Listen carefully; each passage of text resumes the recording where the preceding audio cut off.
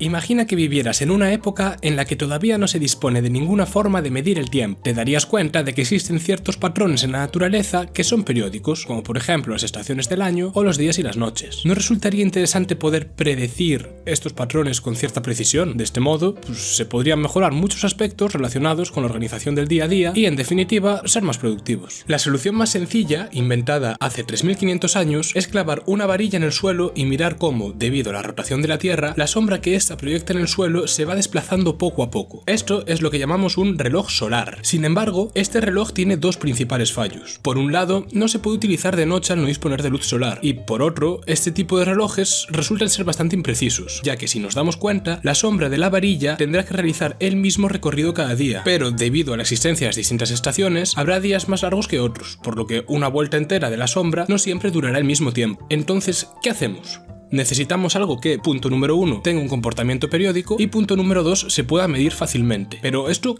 qué puede ser? Con el paso del tiempo se fueron inventando nuevas soluciones a este problema, desde relojes de agua, relojes a bases de velas o los míticos relojes de arena. Sin embargo, la idea de reloj moderno como lo conocemos hoy día no llegaría hasta casi 3000 años después, con la llegada de las torres de reloj. Resumiéndolo mucho, una torre de reloj funciona bajo una premisa muy simple, y es que si dejamos caer un peso desde una altura conocida, tardará siempre el mismo tiempo en caer. Si a este peso se le ata una cuerda que, a su vez, se conecta a un sistema de poleas y polipastos, es posible transformar estas bajadas de peso en segundos y obtener así una medida de tiempo bastante precisa. No obstante, no todo el mundo puede tener una torre en su casa, por lo que este sistema se reservó para casos aislados. ¿Qué hacemos entonces?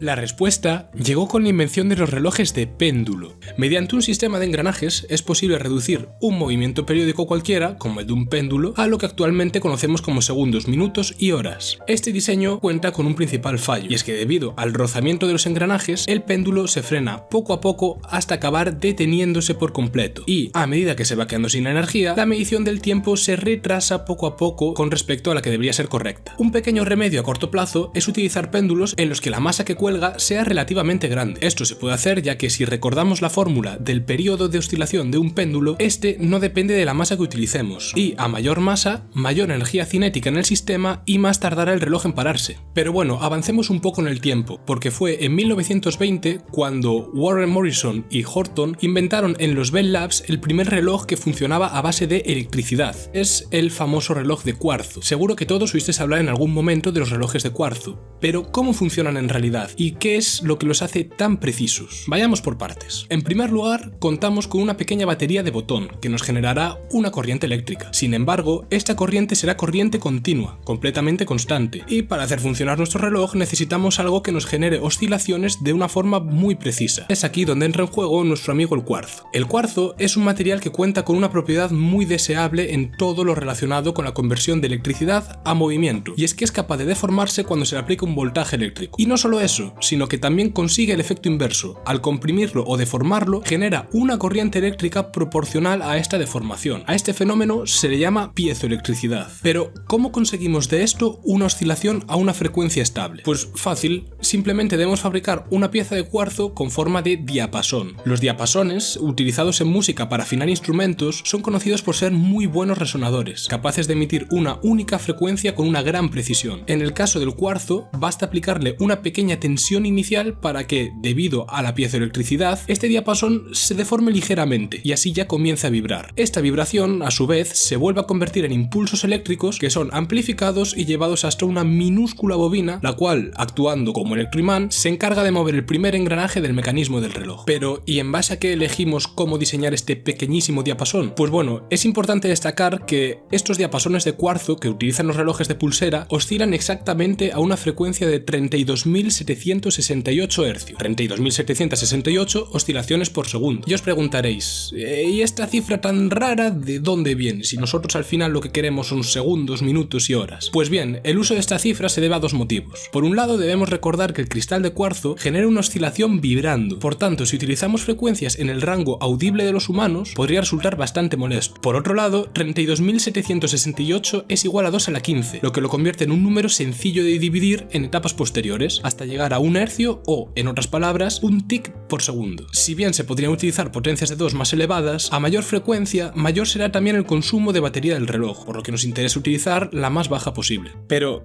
¿y ya está? Eso es todo, pues la verdad es que, aunque los relojes de cuarzo son suficientemente precisos para medir el tiempo en nuestro día a día, tampoco se libran de los problemas, ya que la frecuencia a la que resuena nuestro cristal de cuarzo varía con cambios de temperatura y de presión. Además, la precisión que tienen de por sí puede no ser suficiente para algunas aplicaciones. Es ahí donde entran en juego los relojes atómicos. Un reloj atómico basa su funcionamiento en la capacidad de los electrones de acceder a niveles de más energía cuando el átomo en el que se encuentran se estimula con ondas electromagnéticas. Esta transición solo ocurre para unos valores de energía muy concretos, de forma que cuanto más cercana sea la frecuencia de nuestra onda a la asociada con la diferencia de energía entre los niveles, más probable es que el electrón salte al nivel superior. En un reloj atómico se tiene cantidad de átomos de un elemento, generalmente cesio, agrupados en una pequeña pelota. A esta pelota se le aplica luego una onda electromagnética para activar sus electrones. Finalmente, se mide cuántos de estos átomos de cesio efectivamente se consiguieron excitar. Si nuestra frecuencia se desvía bastante de la original, la probabilidad de que un electrón salte al nivel superior será más baja, por lo que menos átomos habrán podido saltar. Esta información se realimenta a nuestro generador de ondas para ajustar la frecuencia, hasta conseguir aquella que maximiza la cantidad de átomos excitados. La precisión de estos relojes es espectacularmente alta, con errores de tan solo unos nanosegundos. Esto hace posible, entre otras cosas, medir el tiempo que tarda la luz en recorrer unos metros, y así realizar experimentos en relatividad general o poder medir distancias con precisión, como en el caso del GPS. En definitiva, con el aumento de la tecnología, los humanos estamos siendo capaces de medir el tiempo de forma cada vez más precisa. Sin embargo, parece que por mucho que mejore nuestra tecnología, nunca llegaremos a inventar un reloj perfecto, un reloj que nunca se atrase y que mida los segundos con total precisión. ¿A qué se debe esto? ¿Existe algún límite fundamental de la física que nos impide medir el tiempo de forma precisa? De ser así, ¿cuál es? ¿Y